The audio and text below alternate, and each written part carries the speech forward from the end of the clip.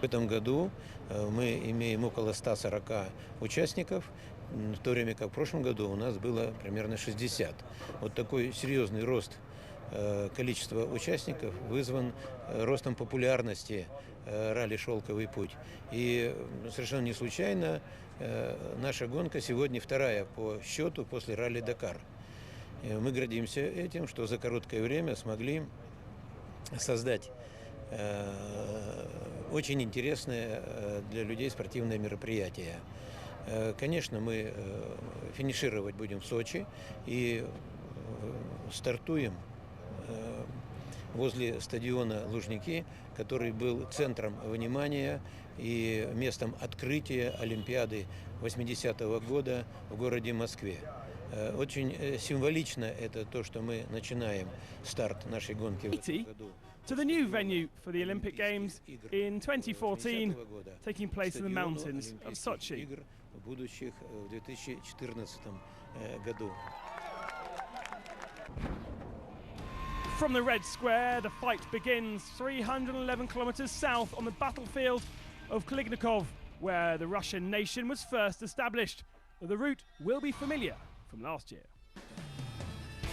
In theory, the Silkway Rally should be a walk in the park for someone as experienced as Stefan Padansel, but the 9-time champion is pushing the limits of development of his Mini, and after 43 kilometers, the car bites back. As soon as we accelerate, the engine stops. It seems to be an electronical problem. I think there's a lot of electronics on the car, but it now seems to be working again. The problem didn't go away though, and he came over the line 2.5 minutes behind, suggesting more problems with the Mini. Winner of day one was a bit of a surprise. The long grass and mud played havoc with the pace of the early runners, and it helped those behind. Alexander Zeldoff took victory by 3 minutes ahead of this man, Christoph Holovitz. Attention was on him after the demise of the Mini, but they were finding navigation particularly difficult. They lost a lot of time early on, were able to claw it back for second by the end of the day.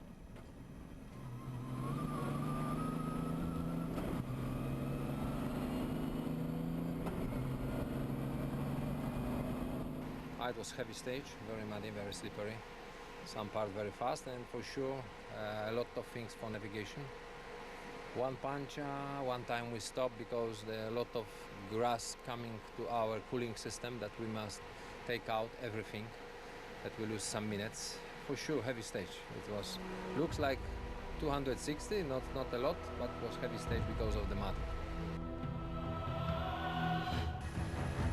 G-Force for the team to watch out in the early part of the 2010 race, and again shone on day one in 2011. For Ukraine, Bohdan Novitsky finishing ahead of the works cars was a bit of a treat. Team leader Boris Gazagin ended up 6 minutes behind the Ukrainian, but the cross-country champion was still happy to be in the top 5, running so early on in the road.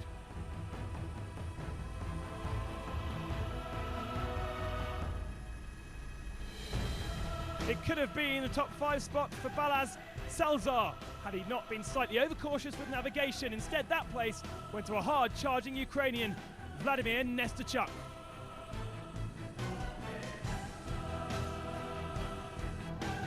But the main story of the day was the mud. Every car returned so covered in black stuff, it was sometimes hard to tell who they were. Cars clean, it was time for the mechanics to have a well-earned rest. Kicking off where he left off in 2010, Eduardo Nikolaev, the winner of the last year's Silkway Rally, was in fine form. Without the problems of visibility in a path that had dried a lot from earlier on in the day, the truck drivers matched the fastest cars. But this man had problems. Returning back to Dakar rallying, Hans Stacey had a rude awakening as a rear brake heated and overcooked the tyres.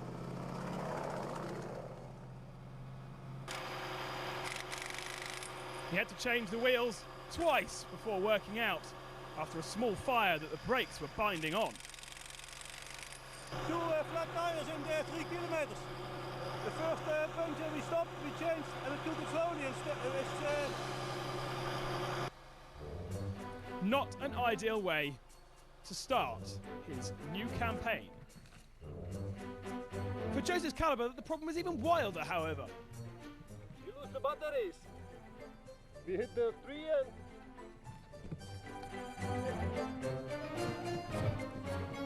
batteries are somewhere in.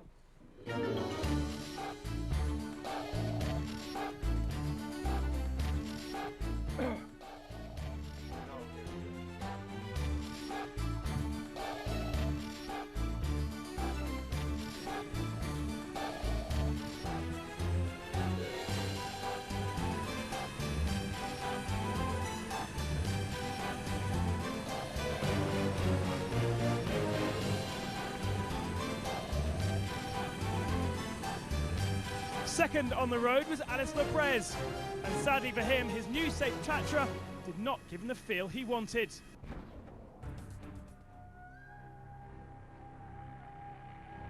In 2010, he took fourth on the Silkway and 2-stage victories on the Dakar.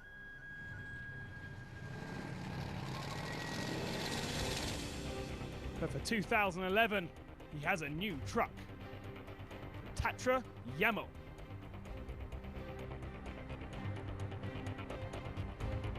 The new truck has a little small disease, like the first baby was born, but it's a standard situation, but mostly there is a positive feeling from it. The truck is a little bit difficult to drive in the top speed, but in the technical parts and so on, it's really nice to drive and it's much more comfortable. And I feel much more safety in this truck behind the snow, so from that point of view, I found it as a better solution. It's clear the ride is miles better, but the hooded machine has better weight distribution as well and a brand new turbocharging system. This is not an evolution, this is a revolution. It's a big goal. We will see.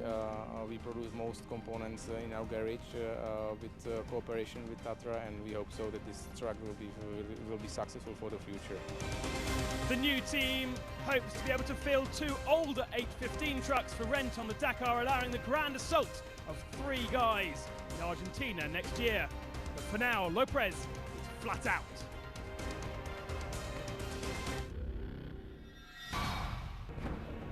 There was no easing into the Silkway this year, as day 2 represented the longest leg of the rally. The 483-kilometre special was a mix between twisty tracks and sandy blasts, eventually ending up in Volgograd. This is another famous battlefield for the resistance of it in the Battle of Stalingrad in World War II. Mother Russia now protects it. First on the stage, it wasn't long before the winner of 2010 was showing signs that all was not well with his Kamaz truck.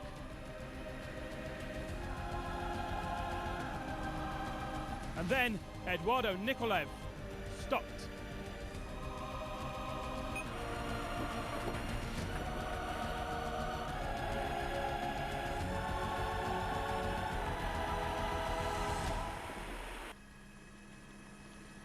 It took him till 5 a.m. to get home, and he would be out.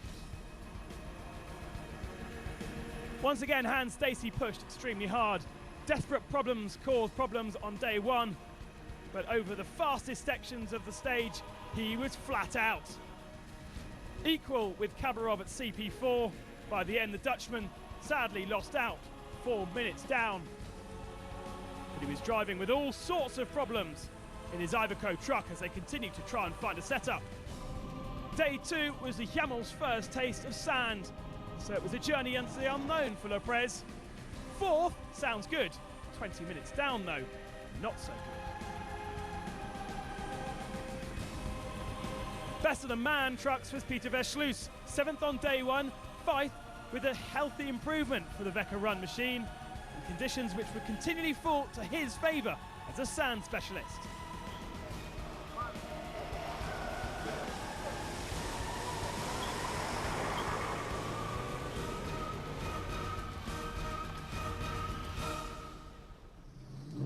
Now, Dakar is much about racing the conditions and Mother Nature as it is about each other.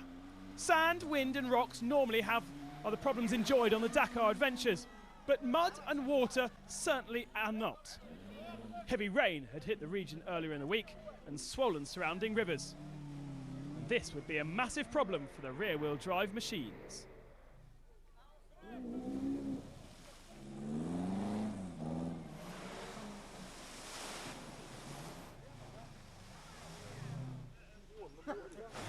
One of the favourites to fall foul was Matthias Kahler. The multiple German rally champion broke a cam belt on day one and then reversed back into the river, having not managed to climb the bank first time.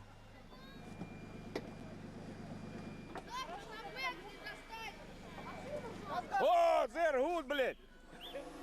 The crowd eventually pulled him out, but the damage was done. The engine was broken and he was out of the race. Despite traffic in the early part of the stage, Petter Hansel held a 3-minute lead over the first hour of day two, and that advantage just grew. So much so that he nearly caught his teammate by the end of the stage and touched Khabarov's truck whilst passing him at CP2.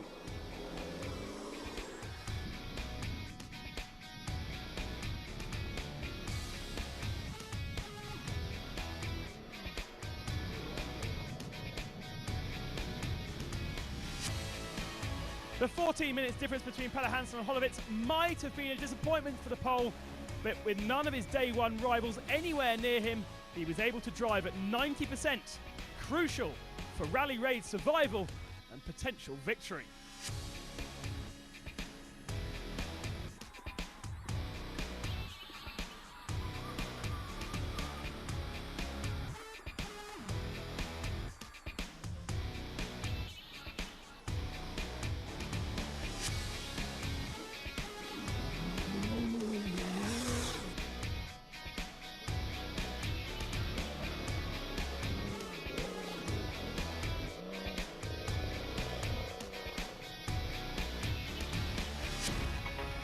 The later part of the stage was starting to become desert, and it became a decisive part of the day.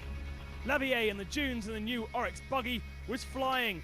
The two-wheel drive machine not suited to the mud, but it's because it's a Dakar special. It was flying in the dunes.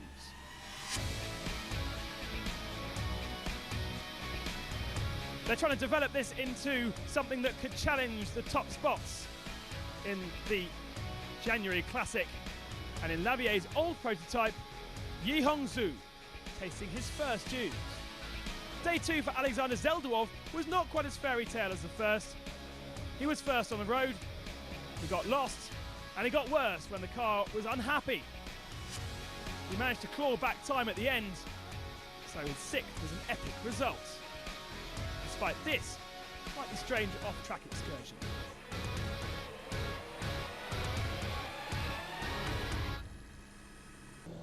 Oh, we've wasted so much time because we had to fix the alternator which broke. And so I think we're going to have a bad result. Hey, the rally continues, and we'll fight for victory.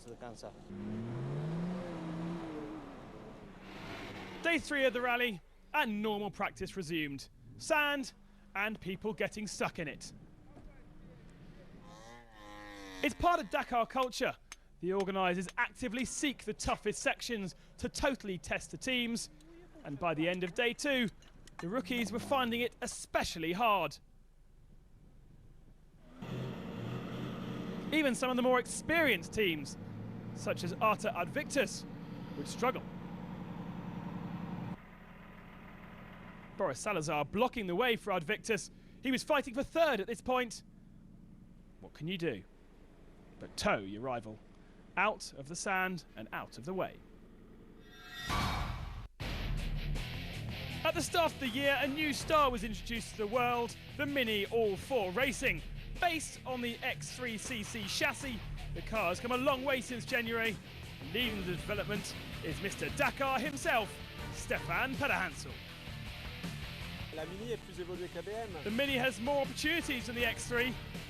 And what are they focusing on? Well, we've worked on lots of different things, but really focused on the centre of gravity, so now it's much lower than the BMW. But the development doesn't stop there. Et puis elle a une évolution au niveau There's aussi an des evolution suspensions, in des suspension suspensions as qui well sont to make plus it more progressives, plus progressive, moelleuses, plus more confortables, comfortable, qui donnent aussi and plus de also get traction. some more grip out of it. And building a car to the regulations is vital. On a une voiture maintenant qui est For au the car, poids minimum at the de la moment, the Mini is réglementation, at alors the que minimum le weight X3, allowed in this on year. embarquait toujours environ 100 The kilos, X3 is 150 about kilos 150 kilos par rapport à more, la réglementation, and we et know ça, how on sait important qu'en weight is compétition, in le poids, c'est un competition. handicap. Et puis surtout, il y a une carrosserie qui est complètement You know what? I différente, absolutely et love the la look of this Elite, small je car. trouve super, It's really different. super jolie cette petite voiture. And what about the co-driver? On a des choses qui diffèrent un petit peu puisqu'on n'a pas les mêmes angles. Well, you know what? We don't have the same windscreen, so there's a different line of sight for me, On a une carrosserie qui est un peu and I've had to différente, adapt en to fin all de compte, that on s'adapte, because on se repositionne you can only dans go le fast in véhicule. a car if you feel Pour aller good. vite quand même dans un véhicule, il faut se sentir bien. C'est jamais terminé, c'est-à-dire qu'on essaye toujours. The car de is nouvelles never choses, finished. de nouveaux réglages, You always de have to nouvelles test pièces. new Le but, pieces c'est quand même and d'être new le plus en setups. osmose possible avec la And as soon as voiture. you're confident in the Et, car, à partir de là, then you can quand go on a faster. confiance complète dans les véhicules, on peut se lâcher tout le temps. Il fallait faire évoluer le. We had to change the X-Ray cars, and they decided to do it with a Mini. And this is the way that we're going. And that's a whistle-stop tour of the new Mini All4 Racing. From Volgograd, we head to the most southwesterly point of the rally. It's also the hottest and lowest. A 430-kilometre special awaits them.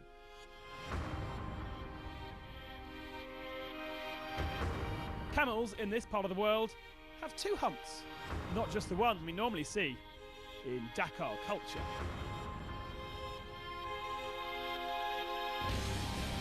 From camel's pace to flat out, let's ride on board with Stefan Pederhansel.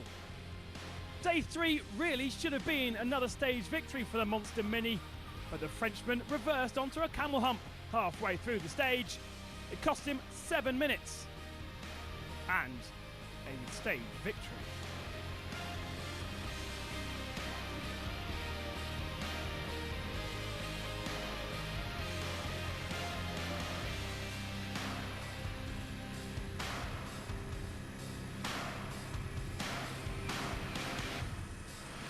Now, as long as Christoph Holovitz kept within 3 minutes of his team leader, he knew that the stage win would be his, having started second on the road. He didn't bank on the Mini stopping, however, but he was still satisfied with winning the stage.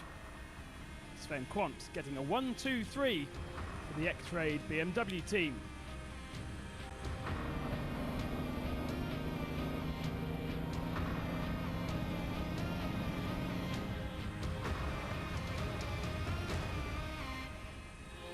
And that was because third, some half an hour back, was the third X-Ray BMW of Alexander Mironenko.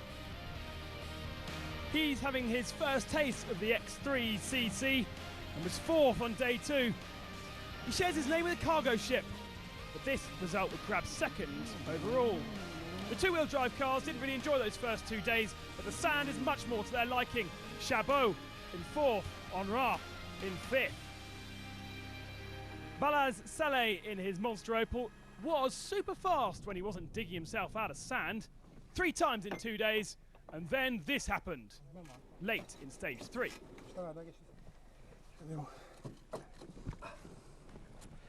A féltengelyünk az felmondta ezt a Ah, the szolgáltatót. rear axle's broken, and we're here in the dunes, Tovább menni, mindenképp ki kell and cserélni. we just have to fix it Látszik a külső golyók azok valahogy. and get back going again. Semmire nem mozgass, csak tartson. A tricky job with fine sand everywhere. But Balaz and his co-driver got everything fixed and just lost 2.5 hours. Alexei Burkert had a bit of an accident in his Mitsubishi, but he was able to finish the day after ripping a few panels off the car.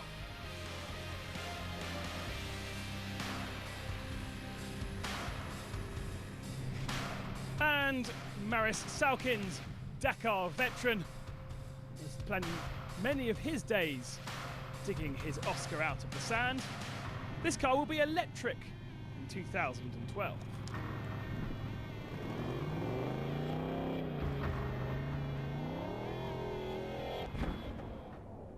So the overall ranking after 3 days, Holovitz an hour and 27 ahead of Mironenko, Zeludov 2 a bit down, Pederhansel 4th, Lavier in 5th.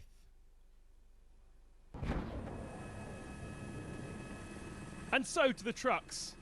Nikolaev on day 1, Kabirov on day 2, and it was the turn of 23-year-old Airat Mardiev to take the stage win on day 3.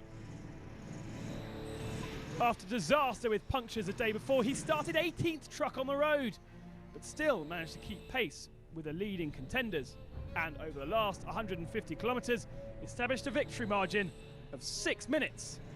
It was an impressive feat. Yep. We didn't start first, and that meant we had to overtake lots of other trucks. I guess about 7 or 8. Kabirov entered the stage with a nearly an hour's worth of advantage in the overall standings, and therefore decided to take it easy. He knew if he saw Hans Stacey in his mirrors, he had to start pushing. The problem was, Stacey wasn't pushing as hard as everyone expected him to, and therefore Kabirov's pace was perhaps a little off what it should have been. The reason he was struggling was that Hans Stacey had engine problems. He actually had to stop and work on the block en route, but he then pushed to the end and managed to claw back 3rd by the end of the stage.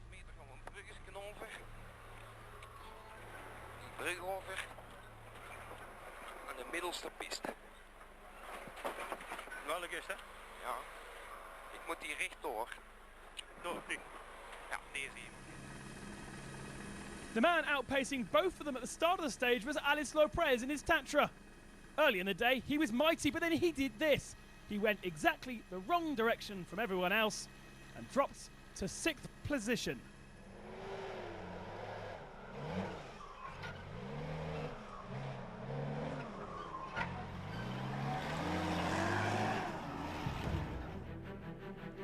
For Andrei Karganov, 4th in day 3 was enough to keep him 2nd in the overall classification. The trucks making light work of the Jews.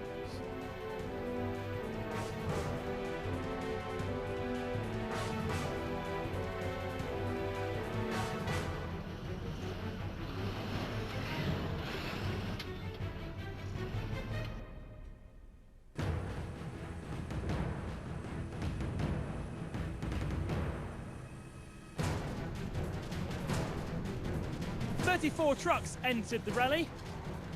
By this point, still 32 remained. They were doing a great job in some of the most torturous conditions ever experienced in Dakar Series racing history.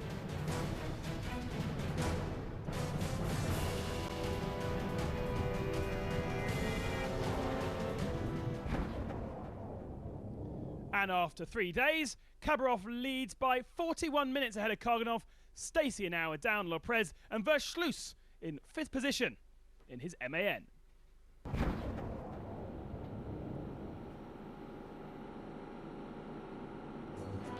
With such heat in Astrakhan, the mechanics decided to let the sun go down before getting into their cars, and they took to the bivouac for a bit of food.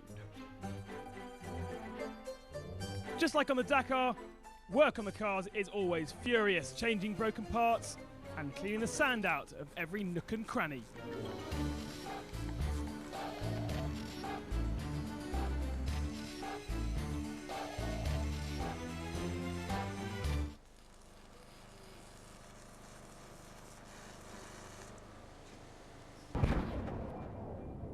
It was to be a big day. Stage 4 presented a 400-kilometre test over heavy dunes.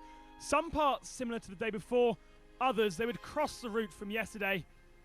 And luckily going back to Astrakhan where their bivouac was already ready for them. It was going to be the hardest day of the rally.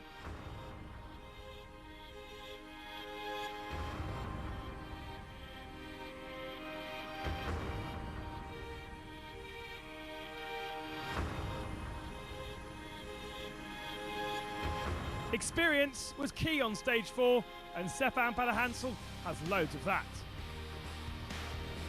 The X-Ray team decided to give him new suspension to play with, and it seemed to work. He took victory, which was enough to put him back into second in the overall standings. C'était surprenant, une étape Do you know, de it was a 400 really kilomètres, long stage mais en for fait, 400 kilometers, très dur en navigation, which was very, very très dur surprising. The aussi au navigation niveau was des difficult, hors-pistes, beaucoup de with hors-pistes, loads of très broken longs, up tracks, cassants, quelques dunes, and also et, some dunes as vraiment, well. C'était à peu près 6 heures de spécial. Really, it was 6 hours of special, which is far longer than we do on Dakar, and actually much, much more tiring. At the end of the day, we're just happy to see that finish line.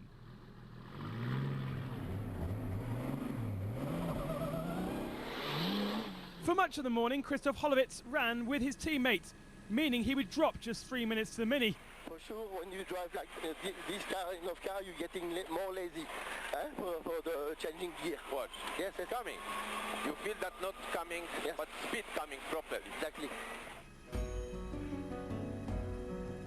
Sadly, the pole got stuck in the second half of the dunes and dropped back.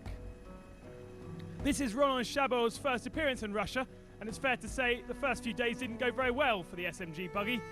His fourth spot on day 3 was a highlight, but he damaged his rear suspension on day 4, which put pay even more to his ambitions and the SMG's truck's only competition.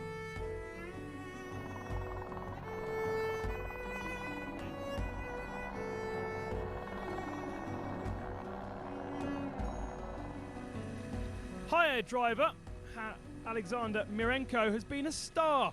Just one day before, his bad luck ended when he lost 2 hours having to repair his car after driving into a hole.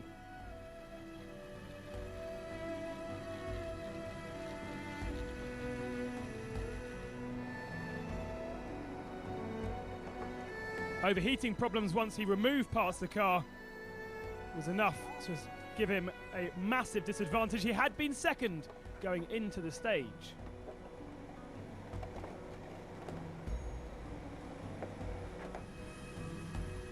Once again, the pace setter at CP1 was winner of the first stage, Alexander Zelduov. Gone was the mud and the rivers, but the Russian was still flying in his Nissan.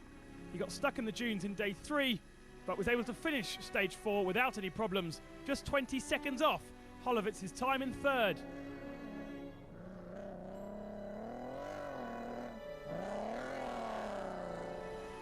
A new name to the top 5 was Roman Briskinov. His results have been solid so far, always in the top 10. While the Overdrive team knows Dakar well, this was his first taste of dunes, and therefore it was a very impressive job by the Russian.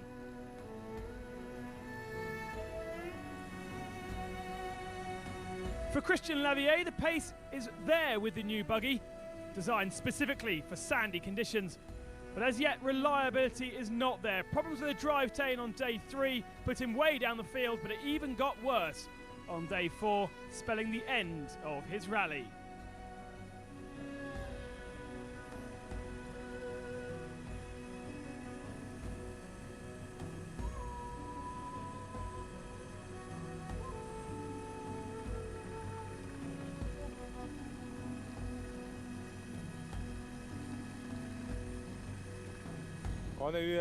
We had a problem with the hub, which broke in the dunes after 210 kilometers.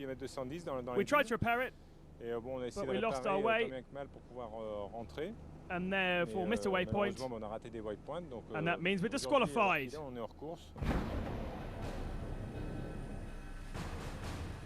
So to the day's truck action, and it was Czech driver Ales Lopez who finally took victory.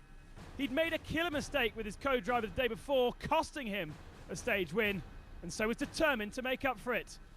Day 4 will go down in history as the first stage win for the new Camel, and the first non-Kamaz victory on Silk Way 2011.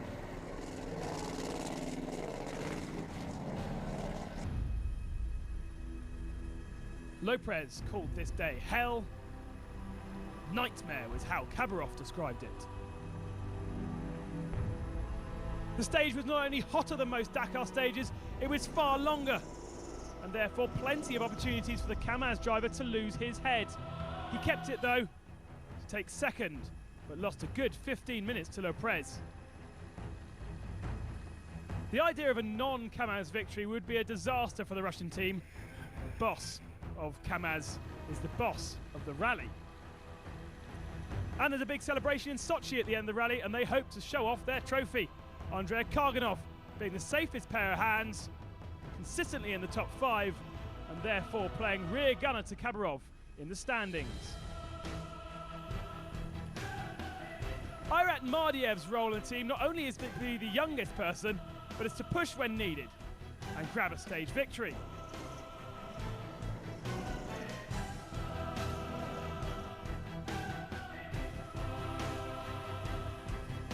On day 3, that's what he did. But day 4, the Kamaz team told him not to push too hard, and therefore he ended the day 15 seconds off Karganov's pace in 4th spot.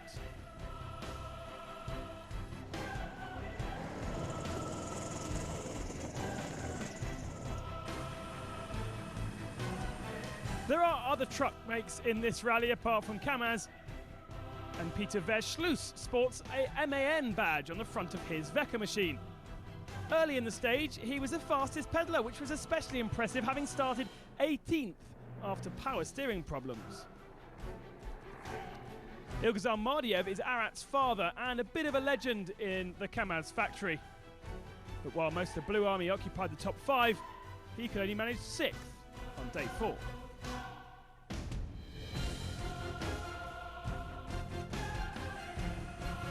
Hans Stacey hasn't had an easy return to Dakar rallying and had to do engine repairs to his truck in the stage on day 3. It was suspension problems on day 4, as he had to drive most of the stage, having broken every single leaf spring. Impressive then that he managed to finish in 7th spot come the end of the day.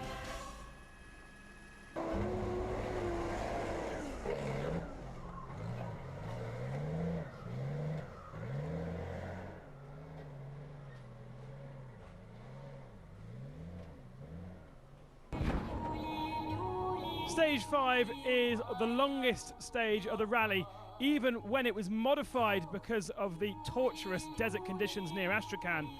600 kilometers of racing towards Stavropol.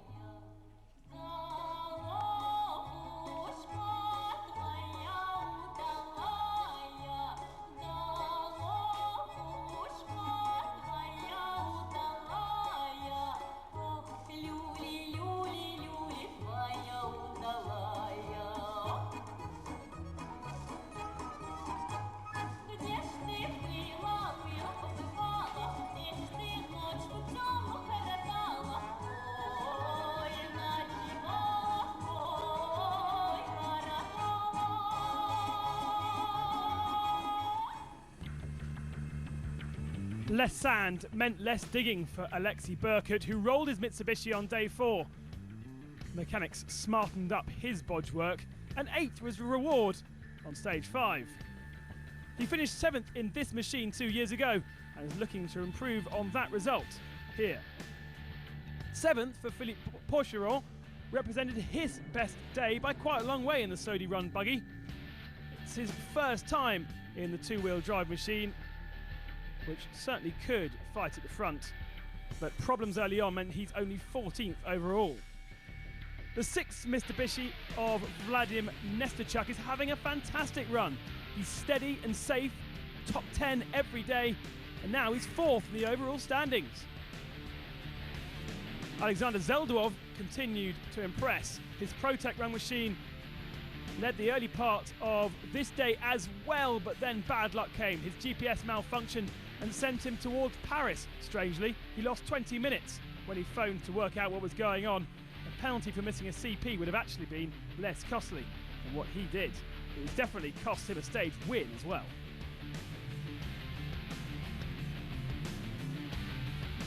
With the flat-out sections of the route, meant drivers could take a bit of a back seat, allowing power and the co-drivers' directions to take precedence. Onrad's Volkswagen is built extremely fast and also reliable, meaning he was best of the rest behind the 3 X-Ray cars. After the damage the day before, the X-Ray team were mighty impressed that Alexander Mirenko brought back every single broken part and they refitted it all onto the car. His mid part of the stage 5 was as good as his far more experienced teammates. And therefore he finished just 20 minutes off after 7 hours. Punctures for Petter Hansel meant this was not going to be a stage for him. And once he caught Holovitz, he knew he would be second best to the BMW.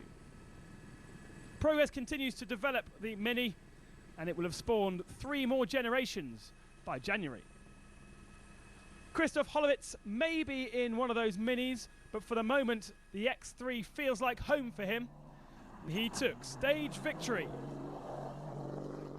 The landscape was fantastic when we passed the green halls, green mountain, and for sure from the sports side was, you know, just drive. And I think for the navigator, if you ask navigator, was really different story, because they are crying, oh, mistake in the road book, where we are, some big ditch, I'm just drive slowly.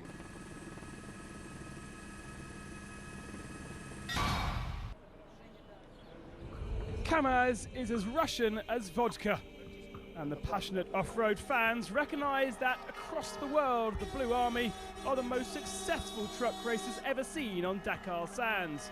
So having a home race is very special.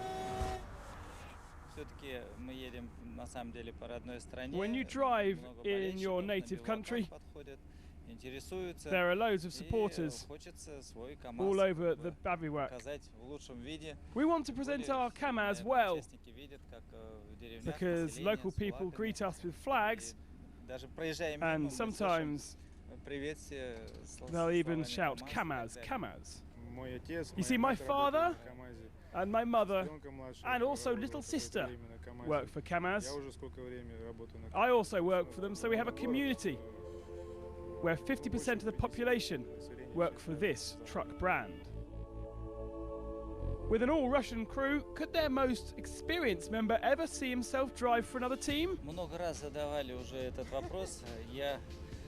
You know what, journalists often ask me this question, and I always say, no, I can't imagine myself in another truck. This is my home, my owned one. And what about the goals for the new breed of driver? As the new generation, we try and study our heroes, like Fearless Khabarov, Vladimir Chagin, Ilgazar Mardiev. We would like to be like them, get equal results, and perhaps even try and beat them.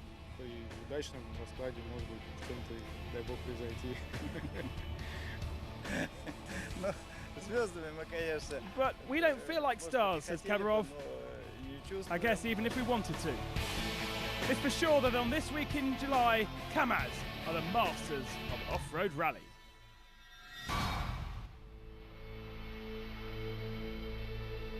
The landscape can be spectacular here in Russia.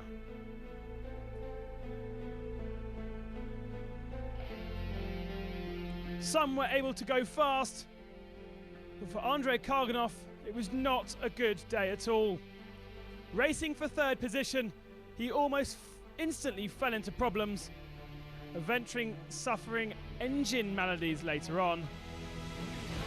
And he'd be 15 minutes down and out of the top 2 positions.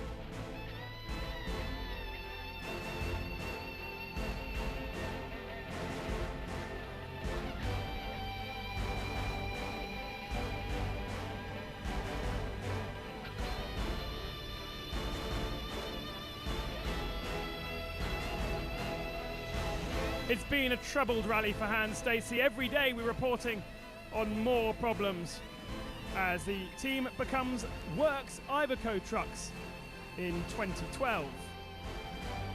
6th position on this stage, and he wants a lot more. Brother Edwin van Ginkel is out of the rally with an engine failure, but Wolf carries on.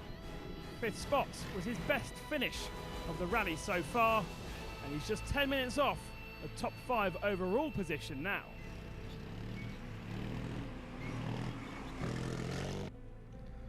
Artur Ardavic's results are all over the place, disturbed especially by the sand, which he struggled to negotiate safely. There's no doubt that Kamaz is fast, but is the Kazakhstani driver that's in it.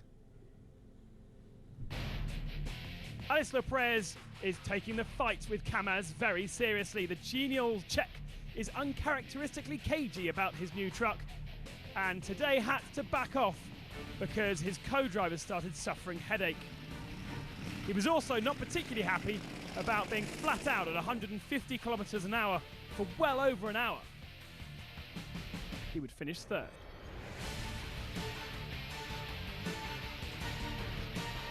Franz Echner also has had millions of problems on this Silkway. 3 days he's had engine issues, but the pace is there because he got second on day 5.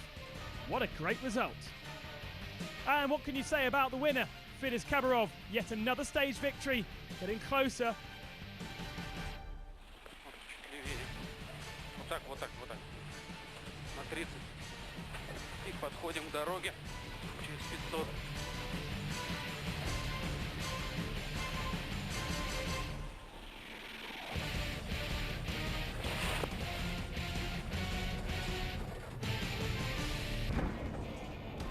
Stage 6 would become the final stage of the rally. 170 kilometers, they always seem to surprise us with some interesting results. For Vladimir Vadzhiev, this day was a time to shine. You might remember G-Force up front in the first few days of the rally. Vadzhiev was having problems then, but now he's the only one left. The Russian rally champion loved these stages. Christoph Holovitz was never going to push. Instead, he let teammate Peter Hansel past. Fucking crazy rapid, huh? I'm sorry, but you must kill him. No, I don't want to kill him. Okay, alive. And yes, lost 30 seconds behind a rabbit. Stefan Pederhansel had a bit of fight on his hands as he expected to win the stage and protect his second overall, but the Frenchman was still testing and the changes he made on the car didn't work. Although he stayed in second spot, and that was because Alexander Zeludov had serious problems. He was fast early on, but then it became clear that he had engine woes, overheating the engine, and it became a frustrating day, filling up the radiator every 15 kilometers. But the cancellation of stage 7 came as a bit of a disappointment to Nesterchuk, because he would have been able to get onto the podium in stage 7 with Zeludov's demise. The Mitsubishi was flying on stage 6. He was looking on a top 5 spot. He got 16th 2 years ago and 39th the year before. And here's a familiar sight. The mud was back, and it wasn't very good news for the two-wheel drive cars. Stefan Onrod getting stuck. He lost 5 minutes with this wheel spilling extravaganza. Leader of T2, Fred Cheveny, was as fast as the prototypes early on. The car ended up in 8th position by the end of the day. There's a competitive air from Holland blowing towards the Kamaz team, and for 2012, Gerard de Roy will have his uncle Hans Stacey as teammate and works Iveco backing. A focused attack on a Kamaz supremacy. The emotions, it's joining forces, just to have a strong team, to fight against the other teams, especially Kamaz. They played the game last year very well. We were not able to do it single. Hans did it in 2007. But afterwards it's only Kamaz, Kamaz, Kamaz. Oh. And yeah, we want to make an end of that. I think we are both capable of winning Dakar as soon as we get the trucks organized and the team together as it should be. He can win the Dakar as well. So I never will say I'm a better driver than somebody else. It's always a combination of a lot of things to be successful. And it's not only driving. You have to have a good navigator. You have to have a good service team. You have to have a good truck, and you have to have the right people around you. If you look at Kamaz, the whole team from A to Z, it works like a machine. No, they don't leave anything open. For the last few years we had some problems, they've suffered some problems. The whole story needs to be 100%. Otherwise, it's not you're not able to win the Dakar. A bad habit. He is stubborn, but he will say that I'm stubborn. So yeah, that's I think the only thing we both have. Yeah, that was apparently that was my answer also. So yeah, but no. It's family.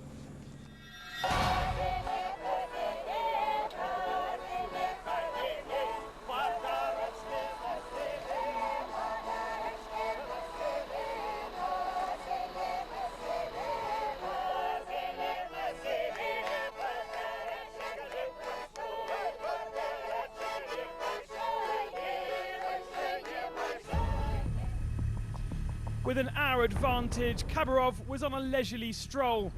Instantly 15 minutes off the pace, there was a little concern that perhaps his Kamaz did have a problem. It wasn't to be. He was just pulling people out of ditches.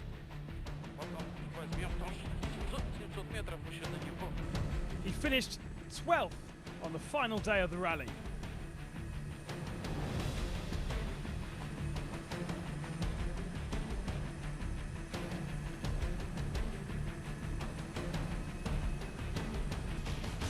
Alex Lopez may have had problems with tyre inflation system deflating his tyres, but he still managed to grab 15 minutes off Virdis. Too little, too late, sadly.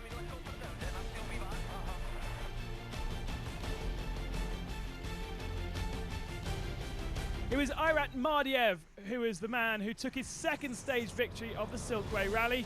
Why? Because he still had a race on his hands against Van Ginkel and Ekner in close attention for the top 5 position. Eventually he managed to beat Hans Stacey by 30 seconds and get that 5th spot. But perhaps the biggest crash of the rally saw Johan Elfrink right off his Mercedes in a hugely spectacular way. Not much left of that truck.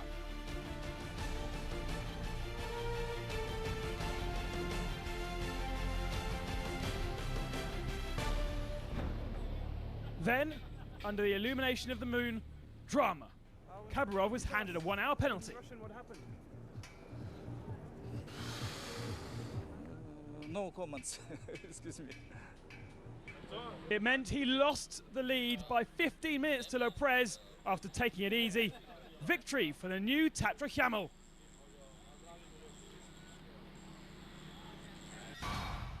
So day 7 then was completely reserved for the podium celebrations. Vitaly Petrov turned up to celebrate with the Silkway winners. In this very heavy rally, something's working well, something not. We're testing suspension, diffs, some new mapping on the engine. That for sure, with the long heavy rally, we find a lot of good things before the Dakar. But I'm happy, and I think our team is happy as well. The whole of the X-Ray team extremely happy. All 3 cars finished and in the top 5. Holovitz took victory, and Stefan Pederhansel in the Monster Mini, 2nd spot, and equally able to spray that champagne.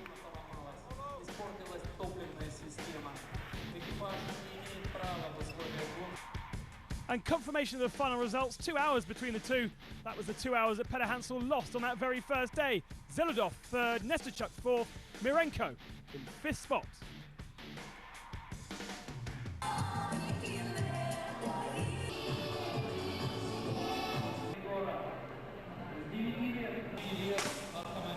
The trucks are the main force in Russia. Big celebrations for Andrei Karganov as he sprayed the champagne. All the attention though was on Firdis Khabarov, but he was still smiling despite being knocked to 2nd place. He's a bit of a celebrity here in Russia. An unknown man though beat him in an unknown truck. The Tatra Camel, not previously run ever before, but Alex Lopez took victory and was extremely happy with the results. We are finally at the finish. That's the first target what we wanted to make, and I didn't thought even that we will go on the first position, but finally it happened, and it's what we can say. We are happy, we are lucky, because this baby was born 3 weeks ago, and we were expecting some small mistakes, but it was running excellent, and I hope so we started the right way to push, and we are really happy that we beat a big factory team. Overall rankings, it was pretty close actually in the top 5 positions. Stacey there just an hour down after all those troubles. Khabarov, Karganov rounded out the top 5. Every time we come to Sochi, more and more scars are in the mountainside. They're preparing, of course, for the Winter Olympics in 2014. They've got a Grand Prix here as well in the same year, and the Bandy World Championships. The Football World Cup in 2018 will visit Sochi. It's a buzzing place and a great place for a holiday. It's even better when we're celebrating 7 grueling days and the end of the Silkway Rally. We'll see you next year.